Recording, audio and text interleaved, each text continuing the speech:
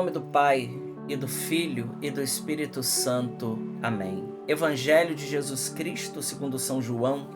Glória a vós, Senhor. Naquele tempo, disse Jesus aos seus discípulos: Como meu Pai me amou, assim também eu vos amei. Permanecei no meu amor. Se guardardes os meus mandamentos, permanecereis no meu amor, assim como eu guardei os mandamentos do meu Pai e permaneço no seu amor. Eu vos disse isto, para que a minha alegria esteja em vós e a vossa alegria seja plena. Palavra da salvação.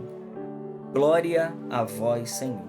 Meus amigos, nesta quinta-feira da quinta semana da Páscoa, nós estamos aí ao longo da semana meditando o Evangelho de São João.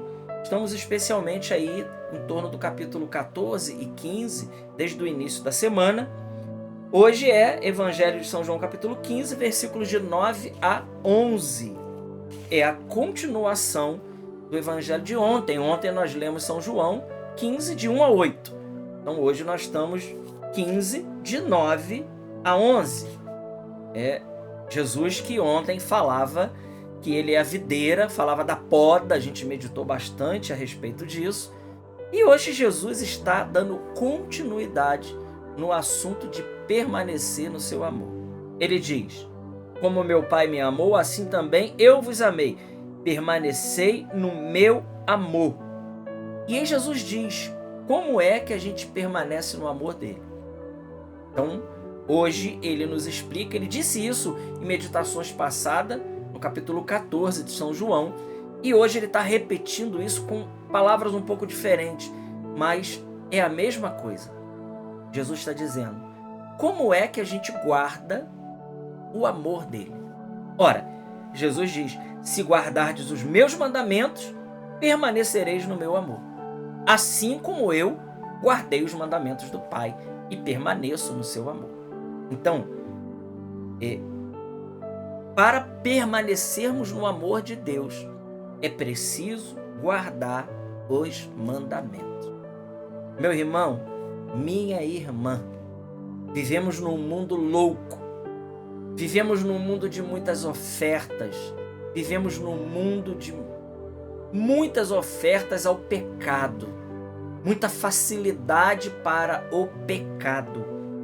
E muitas são as propostas para que a gente quebre, né? Um dos 10 mandamentos, por exemplo, eu nem estou falando aqui dos pecados veniais e os desregramentos, né? As nossas tendências, as nossas concupiscências.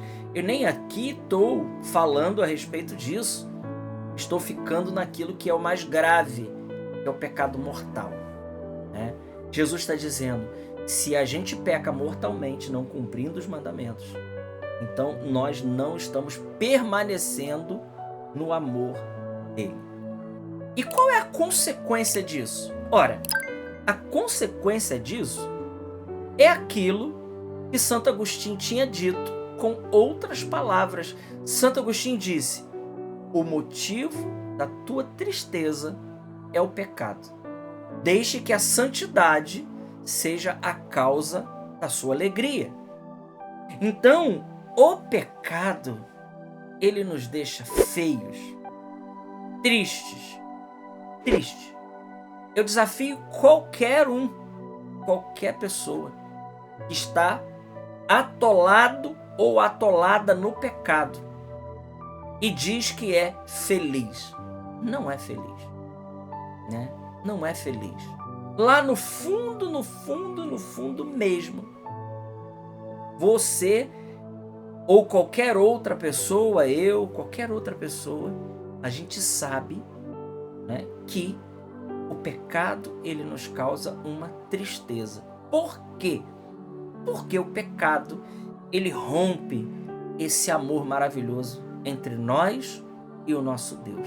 Jesus está dizendo, eu estou dizendo isso para vocês, para que vocês sejam felizes, para que a minha alegria esteja em vós e a vossa alegria seja plena. Olha, é isso que Jesus está dizendo. A felicidade nossa, a alegria nossa é a santidade, é a vida em Deus. E qual é a tristeza? A tristeza, sem dúvida alguma, é o pecado, que faz com que a gente não permaneça, no amor de Deus.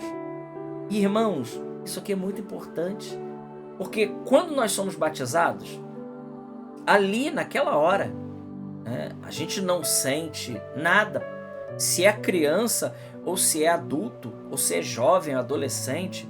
Nós não vemos, na realidade, o que está acontecendo no mundo sobrenatural ali. Não vemos. Deus está nos dando, por isso, a veste branca, né?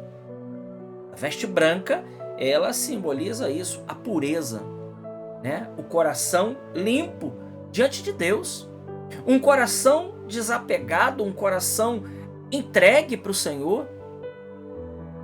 De maneiras que, se a gente acaba de ser batizado e morre, a gente vai para o céu, sem dúvida alguma, né?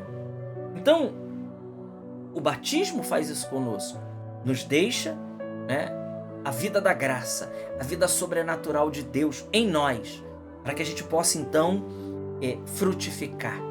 Ainda que não seja dada para nós o batismo na ordem da operação, mas sim na ordem da graça. Significa dizer que se eu não fizer nada e não der os passos e não colaborar com essa graça, nada acontece. É como aquele homem da parábola que recebeu os talentos de Deus e não produziu nada e enterrou.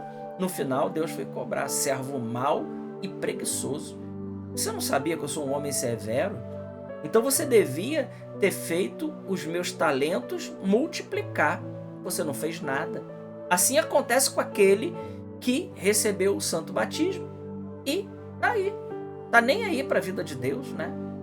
E pior, por não estar nem aí para a vida de Deus, não estar enxertado na videira, ele acaba então secando, definhando, até que ele rompe esse laço de uma vez logo, através de um pecado mortal. Isso é muito grave. Isso aí rompe a alegria da nossa vida, isso rompe tudo, mas calma aí.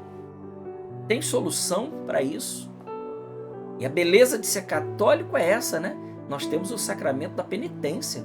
Nós temos o sacramento da reconciliação, onde nós podemos, arrependidos, nós podemos ir diante do sacerdote e rasgar o nosso coração e voltar ao estado batismal, a recuperarmos a graça para podermos viver a vida sobrenatural.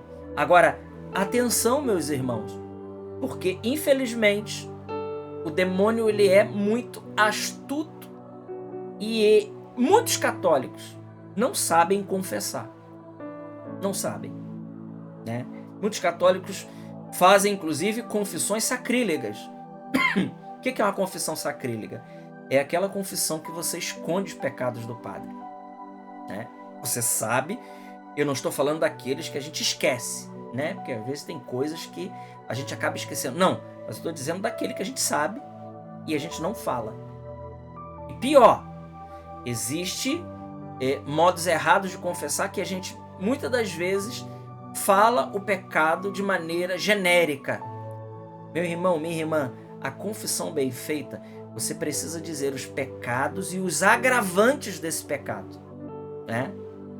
Sim, os agravantes.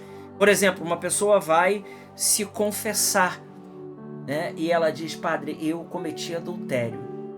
Tá, mas quantas vezes? Com quem?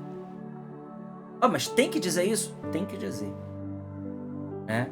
Porque a pessoa que cometeu o adultério uma vez, escorregou uma vez, uma que cometeu já durante 10 anos, tá evidente que é diferente, né?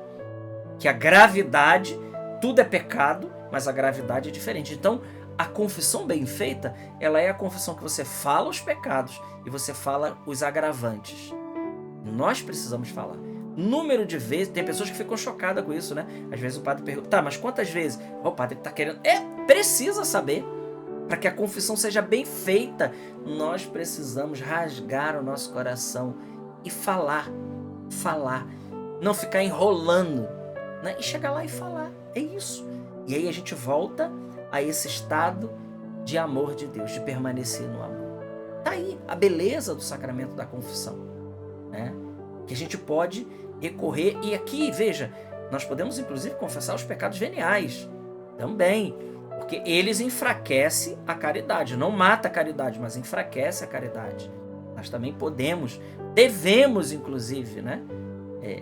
Confessá-los também. E também os desregramentos, as nossas...